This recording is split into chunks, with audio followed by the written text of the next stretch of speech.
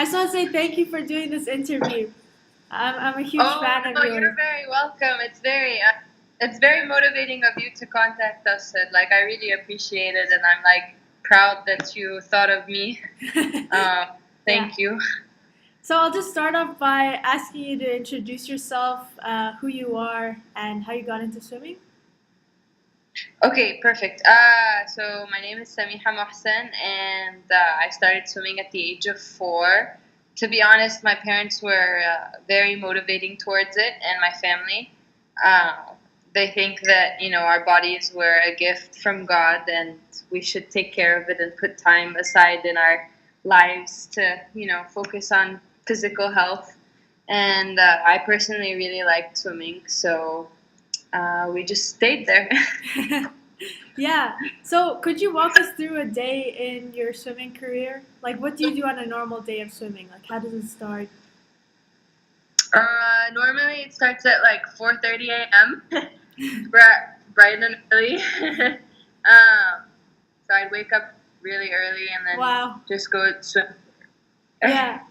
Go swim for about 2 hours, and I mean there are a lot of girls and guys here that swim with me, so it doesn't feel very special when you see like a huge group going at 4 a.m. as well. It's around a 2 hour swim, and then I just go home and probably start university or school, depending on what age we're talking about. This past time was university, Yeah. so I would finish school. And then we would have weight training for those that wanted to do weights after school finished, and then you would just like stay home, finish homework and assignments, Yeah. and then it's bedtime pretty early. Wow. Wait, so I heard you went to the African Championships recently. How was that? Yeah. It was really good. I'm so honored to be part of Egypt and the team. We all did amazing. We came back with 5 cups. So Wow. Egypt won the best female team as well as the best men's team, and that was huge. Like I was very Wow. proud. That's so We cool. each won individual events, so I was very happy for everyone as well as myself. Yeah. Uh, That's really cool. So, how does it feel yeah. to represent Egypt? What? How does it Sorry. feel to represent Egypt? Oh my God, it is such a blessing. I think the happiest moment for me was hearing the national anthem when I Wow. actually got the gold medal. I think that's the most honorable moment, and I think I put my right hand on my heart because I just couldn't believe that I was one of the reasons. It was my first African gold medal, so I was just happy to finally be able to, be the reason the national anthem was playing. Yeah. Um, and then the second best moment was kind of going home for dinner and sitting with the team and reflecting on how everyone performed. It was amazing. Like we all sat together in one table, one team, girls and guys, and the coaches, and it That's so was a very cool. family-oriented kind of team. So that was Yeah. amazing. That's so cool. So the team culture is like very dynamic, isn't it? Everyone gets along. Yes. Yeah. That's really cool. Yeah. So, what other I think competitions? Yeah? Sorry? Oh, I think we changed the team culture over the years. Like this is probably the best I've seen it. So, Yeah. So all the guys and girls get along and everything. That's yep. pretty cool. So how many competitions have you been in your swimming career? Oh, multiple. I You can list um them. I'm big fine with it. ones. Big ones probably maybe 8 or 9, but in general in college swimming in the United States, we had competitions every 2 weeks. Yeah. And over the weekend, we would just race, race, race. So it was racing is kind of part of training there. Yeah. So would you say that Uh, like swimming in university has helped your swimming like in general? Like would you say the practice you get in university is better or I would say that it helps in swimming because in university there's a lot of schoolwork, and so to be able to have a university that understands that it's okay to have swimming practice, it's okay if you're going to miss class, and teachers were very willing, like yeah. very much willing to Oh, that's really cool. during schooling. Yeah. So what are your favorite events in swimming? My favorite events, probably the 50 backstroke and 100 backstroke. Those are my top two events. I really like them. Oh, that's really cool. So, Yeah. this is just a random question. What do you do when you get your period, for example? How do you like combat like how do you deal with getting that? During competition or Yeah, like training or both. Like, does your schedule change? Like, do you feel like you get slower? And how do you deal with it as a professional athlete? um, personally, I mean it doesn't make a huge difference. I think that it's kind of a mental thing. So Yeah, um, for sure, you're probably a lot more tired. So I would up my vitamins and nutrition. Make sure I'm drinking enough water. yeah, Um, but I mean, there's a lot of research that says it's better to do sports while you're on your period. So I think swimming has really helped my women's health a lot. So yeah, um, I mean, during competitions, yeah, it's kind of annoying. You're a bit heavier, but it didn't. I mean, on the long run, my performance hasn't been that affected by it, thank God. And yeah. I mean, if you practice during your period and you get used to it, then you're gonna race fine. Yeah. So speaking of like mental and psychological effects, what do you do before a race? Like, how do you have a pre-race routine? Is there anything that you tell yourself? Personally, I don't warm up, so that's kind of different than the usual people. Yeah, I usually warm up on land. I don't like getting in the pool before my races because I start thinking a lot about like the water and how I feel and if this feels right. And so yeah, I just took that all away and stuck to land workout. And I really think that whatever your body has memorized during training, you're going to perform with yeah, mentally and physically. So I guess before the race, I really like,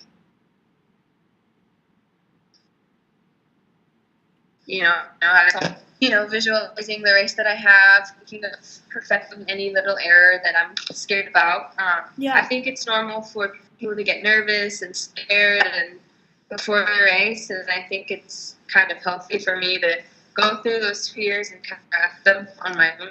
yeah. It usually So, helps. do you think your swimsuit, the racing suit that you have, do you think it affects your performance? And do you think it has like a physical effect or just a psychological effect? And which one do you wear? Uh, I think it does. I think it does both. You asked me what I wear. Yeah, what racing suit? Oh, I usually wear arenas. I think that every racing suit has a specific, body type or it works for every person. Yeah, I personally enjoy arena. Uh, I think it helps you mentally and physically. Mentally, because I think your body gets in the mentality of, oh, this is a huge competition. Like you yeah, have to have your suit. You have your big girl suit on.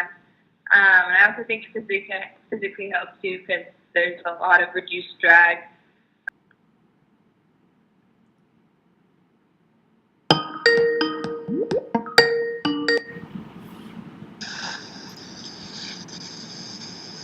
hi. Hi, how are you? Good. So I'll just pick up where we left off. Wait, Okay. Yeah. Okay. So what do you usually eat as a swimmer? Like in regards to before a race and just usual training. I don't eat much the day of the race, to be honest. I usually eat after my race. I have a really light breakfast, probably a protein bar, a piece of fruit, and then like just my normal protein shakes. Yeah. Um, I kind of like racing very light, so I stick to very bland, light types of food and avoid trying anything new during competition time. Yeah. But in general, there isn't a single thing I don't eat. Yeah. I still eat McDonald's and junk Same. food, so not the perfect example. Yeah. So speaking of protein supplements, Do you think that they're good for you? Do you think that they like help you, or because you said you eat like protein bars and shakes? Uh, I think it's just easier to get the daily value of protein because when I was at university living alone, I didn't have so much time to cook every day, so it was kind of a more convenient. Maybe it's not as best as getting real protein Yeah, from meat, but I mean, sometimes it can be expensive for people to actually buy meat every day, yeah, or they just don't have the time to cook every day. yeah, So in that case, I would say it is more convenient. yeah. So what would you say to like kids? Would you let like younger girls? Would you let them eat like take in protein supplements? Do you think that it's good for? Helpful. Usually the age of supplements is 18, so I would not medically advise anyone under 18 to take them. Yeah, Um, but there are like organic types of protein shakes that I think won't be yeah, too harmless, like won't harm them that much. So yeah. I would say like just make sure you know what you're buying and always consult a nutritionist or a doctor. Hmm. Um,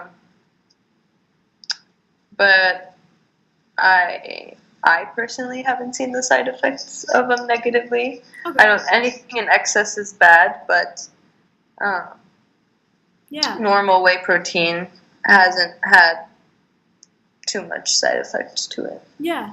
So, how do you keep up a balanced lifestyle? Uh, Honestly, it's pretty hard, but time management and I really think my sport taught me a lot about time management. I really think just by being a swimmer or any athlete, you kind of have to learn the ways of you know doing things. Because I mean, every day I'm pretty sure I don't wake up every day feeling like I want to go to practice or I want to swim or I want to jump in a cold pool, but I do anyways. And by doing that, even when I don't feel like I want to study or I feel lazy, I still study just because I get in the habit of doing things that I know is right for me, even if at the moment I don't feel like doing them. Yeah. Um, and then obviously I wake up pretty early every day, so that's healthy too. I start the day early, so just by doing that, I have more time. Yeah. Yeah. So there's a lot more to do and get done in the morning than in the evening. Yeah. So, moving on from that topic, have you ever been criticized for being a swimmer in the Muslim world? I remember you bringing that up as an important point, and I will be very honest, I haven't. Um, Yeah. I've never had any negative comments about wearing a swimsuit or um, being a swimmer or representing my country, but I don't know if that's just, inclusive to Egypt because a lot of people and a lot of my friends have supported me here in my That's country. great. Yeah. Um, when I went to Dubai for, I think, the Arab Games, a lot of people there were supportive as well.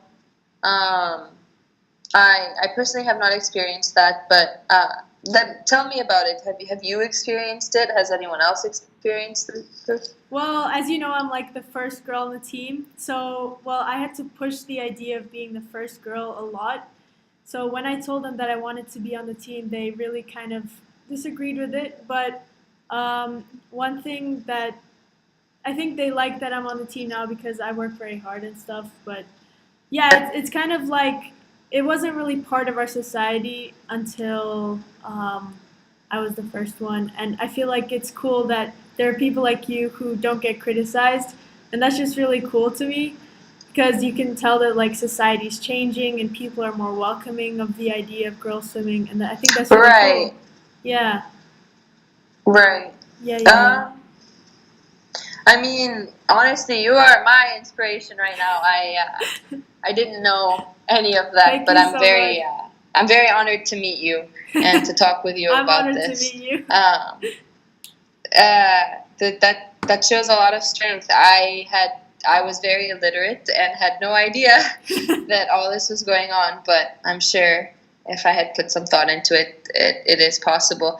Yeah. I thought Saudi Arabia was pretty religious, but I do know a couple of swimmers that swim there.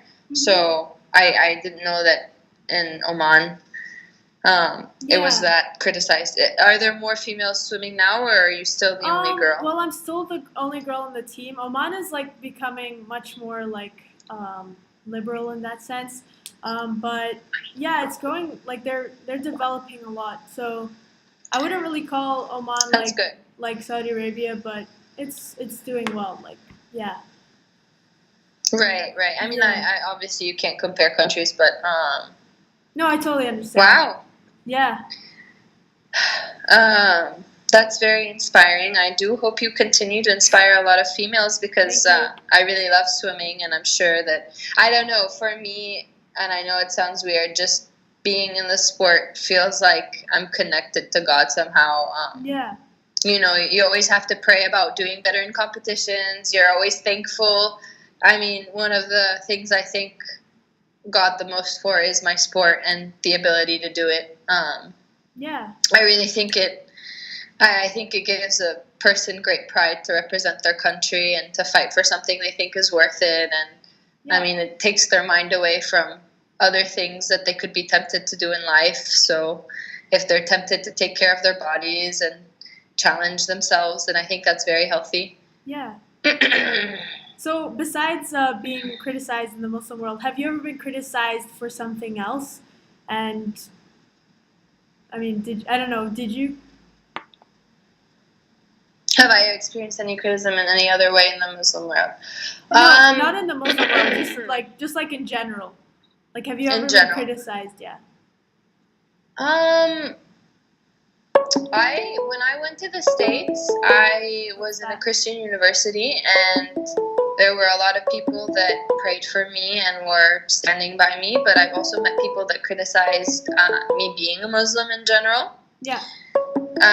Sorry, just 1 sec. I don't know what's this sound. Is this your sound, or I don't know. I don't think so. Oh, what is that? Sorry, just 1 second. 1 second. I don't know what's happening.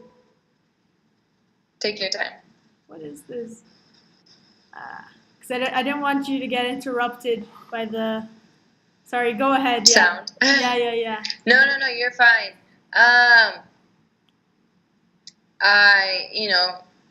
No one's.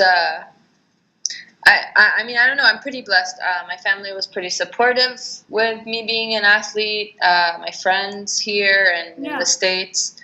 And I really do owe it a lot to my family. I think what it takes to be a proper athlete is parents that are open-minded enough to and are willing to work, because not every parent can wake up at 4 a.m. Like, I'm sure a lot of parents have to work and they have a lot of things they have to think about. But I mean, I don't think every parent give kids up. It was a very demanding sport. I'm sure you understand. Yeah. It's not like you can train 4 times a week or 3 times a week and still be in shape. You have to train every day, and missing a day of practice, you feel very different the next day when you swim. Yeah.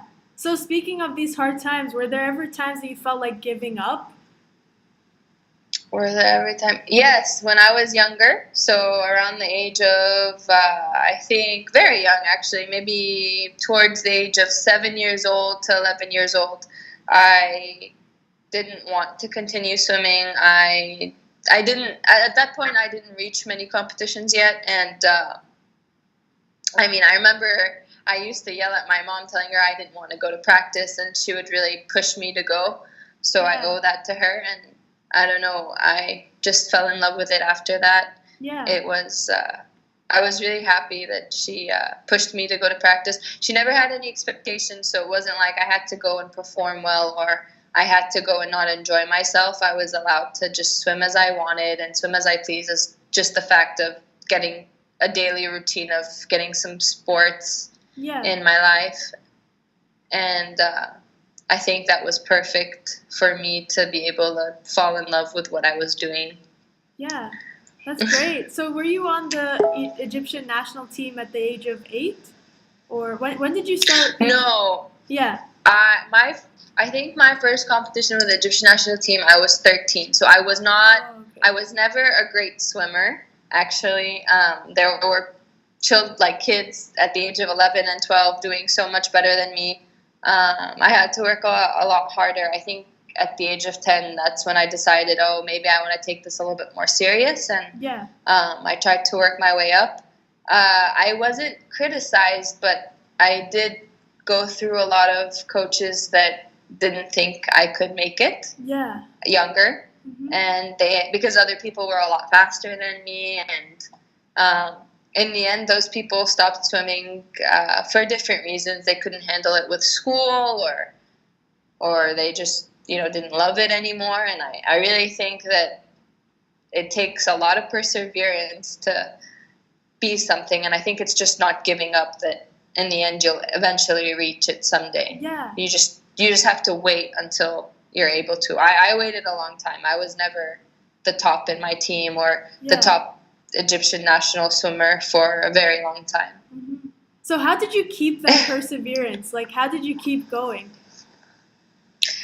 I think I prayed a lot about it. I think I really prayed for strength. There were, and this is where I think swimming really helped me in my faith. I would pray a lot about, just asking God to give me strength and perseverance. And my mom prayed a lot, and my family, and they pushed me a lot. And every time I felt like I couldn't do it or my goals were too far, they were nice enough to kind of convince me otherwise. And my coach was very, at the time, his name was Captain Walid, and he was very motivating, and he believed a lot in me. And then after him, I had met my college team coach. His name's Steve Schaefer, and he recruited me to swim for my university, and he also kind of helped me get back into falling in love with swimming.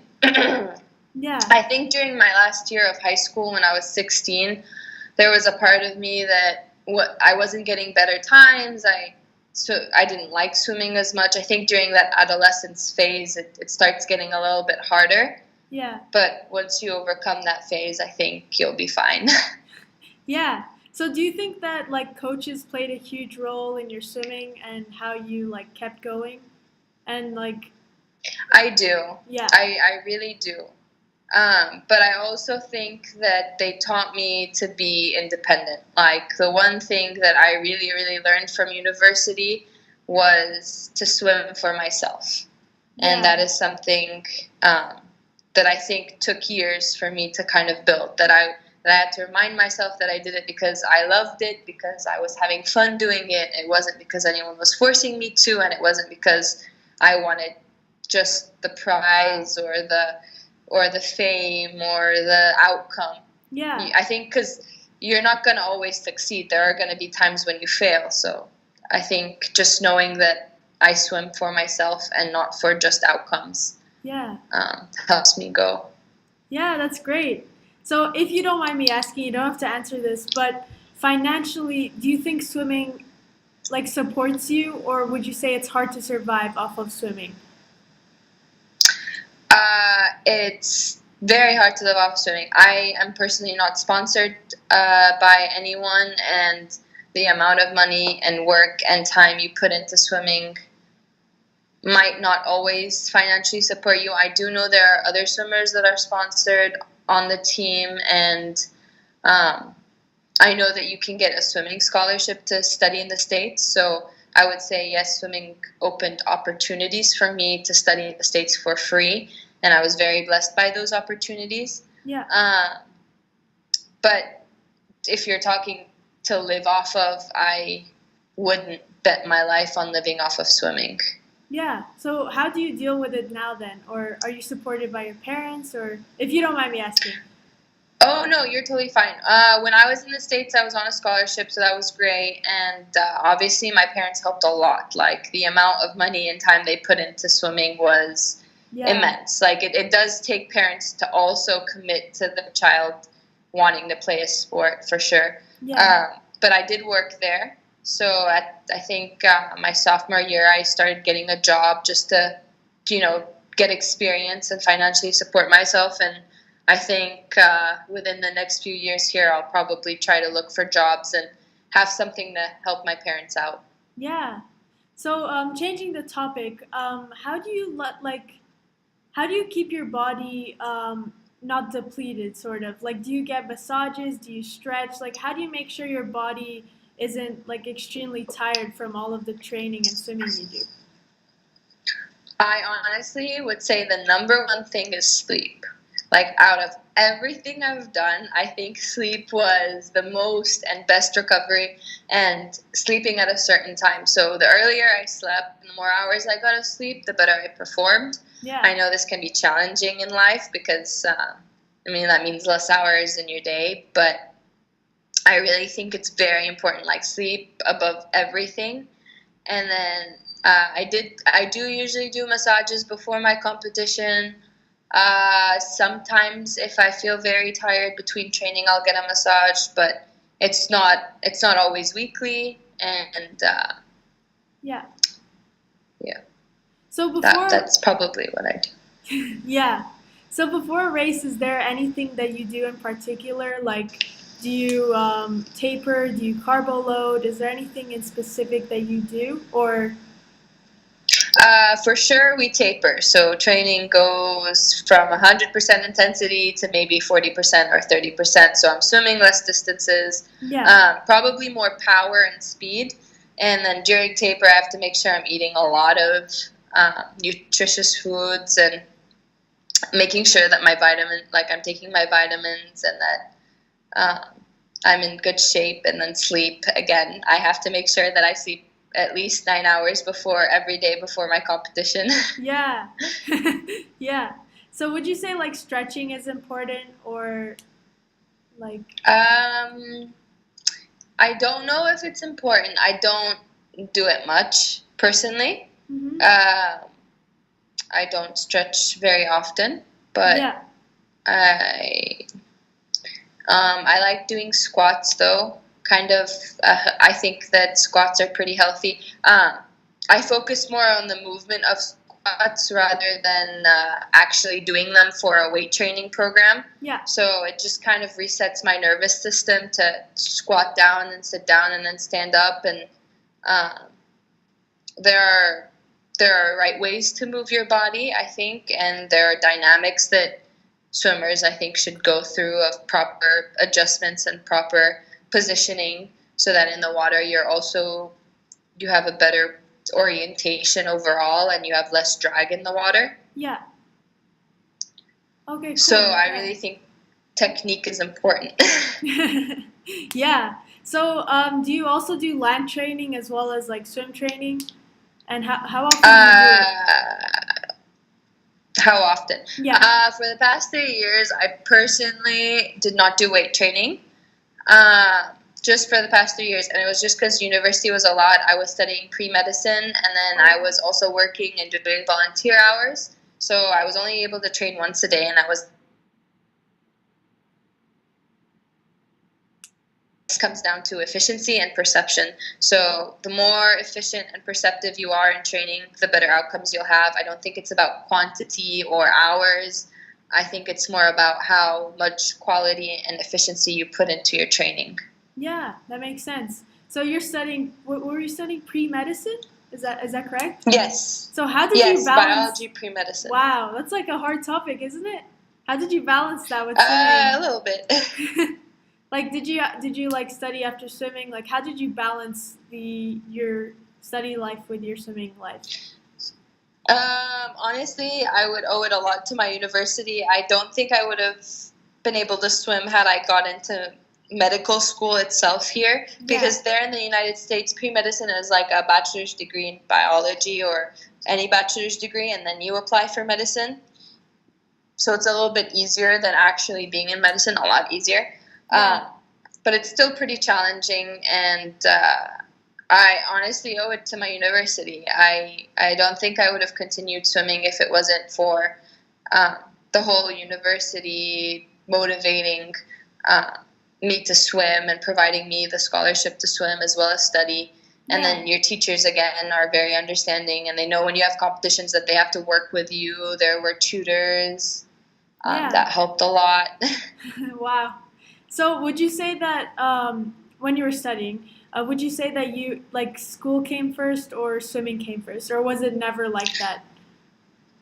Was it? Personally, I always gave a higher quality to school, and so did the swimming program. Like, I think that swimming in the United States, even though they focus on sports, I think their number one priority is school. So if you didn't have a high enough GPA, you couldn't come to practice. So you still had to keep up with your schoolwork and Oh, okay. participation. You were never allowed to miss school for practice, for sure. Yeah. So school always came first, and that was the mentality of the university, and that was always my family's mentality. So Yeah. So what advice would you? school, Yeah. Sorry. Go ahead. no, no. So I was just gonna say, so school always came first. Yeah. So what advice would you give like your 12-year-old self starting swimming who was like who wanted to give up? What would you tell yourself, your 12-year-old self? What would I tell myself?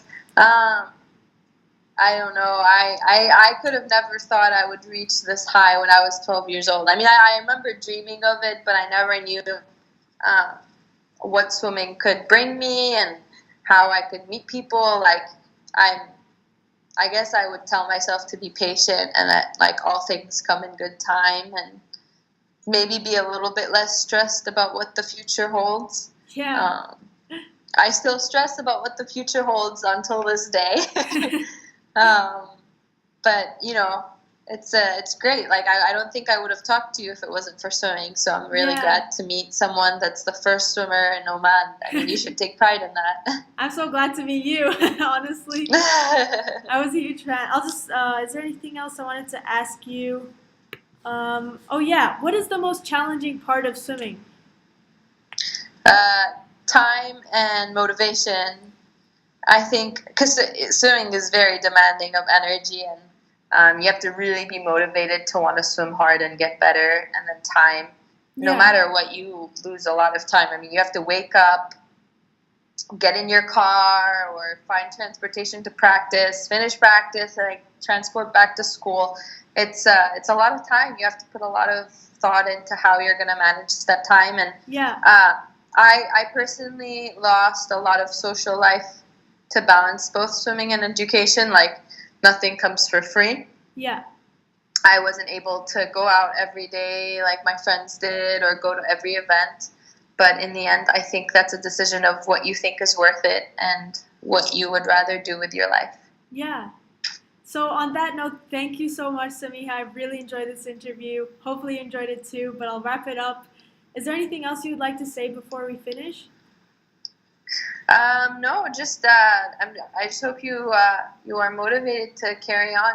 Tell me about this interview. What do you want to do with it? Like, well, what's your goal right now? Tell Well, me my more goal about is you. I'm interested. yeah, so my goal is basically to show young girls out there who are afraid of swimming that there are other people like you who are so successful and have gone through swimming, and of course there are up and downs, and you should learn from that. And also like the advice that you gave on balancing life. I just want them to know like how different swimmers do it, and of course you're probably such a role model to them. And yeah. Aw. Um, Maybe in the end, I would say that I'm glad that I had swimming, because it was one of the few things that I had that was just solely for me. Like, we all have family, but I mean, sadly, like, everyone has a time of death, and I thankfully have not experienced that yet, but I know people that have lost their parents or siblings or grandparents or Yeah. any family member, and that's very devastating. I know that people get into fights with friends and social life, but I don't know, just jumping in the pool and swimming, that was very meditating for me. Yeah. Uh, I think it was very healthy mentally as well as physically. So I would motivate young girls to do that, because I know that in life in general, everyone gets emotional. Everyone goes through hard times. So it's nice that you know that you have a safe place to go to that's just yours, that's special with you. Yeah. That's great, actually. Yeah, that's true. So keep doing what you're doing, and thank you for being an inspiration to women. I mean, you're one of my new idols now. So Oh, thank you. you're my idol already. So thank you so much. Anytime. Bye. Bye.